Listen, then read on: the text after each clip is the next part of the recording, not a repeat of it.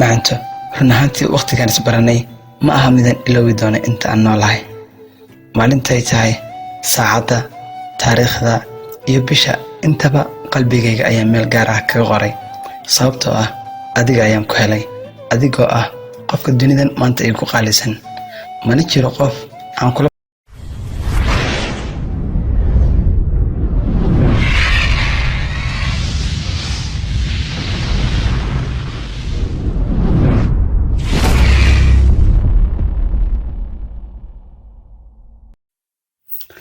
السلام عليكم ورحمة الله وبركاته. وأنا صلابت أخياري وأنا دين حسي سيكالي لابا صوتها معلمهن رنانتي وأنا ركال باديوني بس finally I'm back.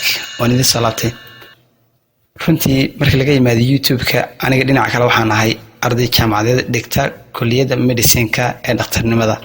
Marka xaggaas ayaan ka howleysnaa oo kulliyadda medicine-ka maaha wax sahlan, qofkii garanaya uu garanaya. Marka waxaan hadal idinku daalin, warku waa sidaa. Haddaba barnaamijka xiisaha leh ee aan idin soo diyaariyay ayaa ah mid muhiim u ah qof kasta oo maanta jacayl cusub haysta. Okay, barnaamijkaas oo ah erayo jacayl oo ay muhiim tahay inaad u adeegsato jacaylkaaga cusub. waxayna inoogu bilaabmayaan sida tan.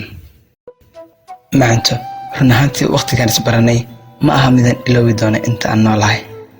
Maalintay tahay, saacadda, taariikhda iyo bisha intaba qalbigayga ayaa meel gaar ah kaga qoray, sababtoo ah adiga ayaan ku helay, adigoo ah qofka dunidan maanta ay ku qaalisan. Mana jiro qof aan kula barbar dhigi karo maanta, taana waa hubaal. midna ogsanow oo qalbigaaga ku hay inaan ku seexan doono kuna soo toosi doono adkaynta axdigana jacaylka. macaanay u sheeg naftaada in marnaba aysan igala kulmi doonin xumaan, khiyaano iyo wixii la mid ah.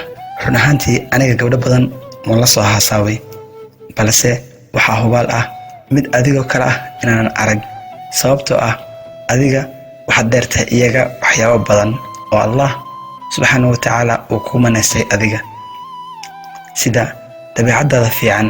ileen dabeecaddu waa dahab aan muran lahayn. sidoo kalena waadna ka qurux badan tahay oo waadna ka dhowrsoon tahay qaliyay.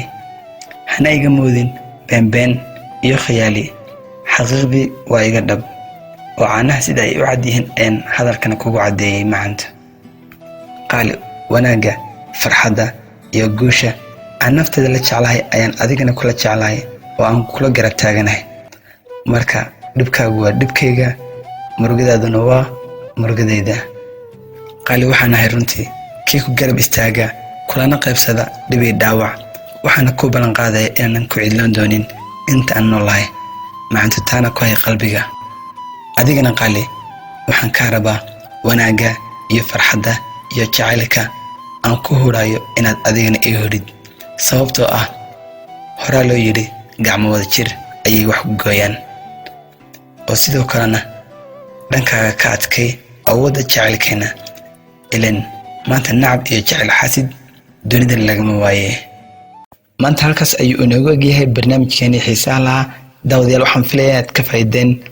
fadlan haddii aad nagu cusub tahay aadan hore subscribe u saaran channelka, fadlan subscribe saar oo nagu soo biir. sidoo kalena haddii aad videogan ka heshay oo aad iirnaad ka faa'iiday, fadlan like saar. mahadsanidin. wassalaamu calaykum waraxmatullaahi wabarakaatu.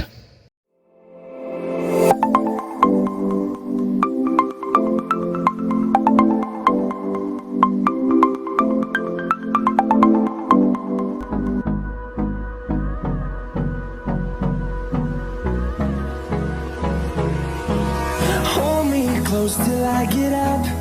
Time is barely on our side.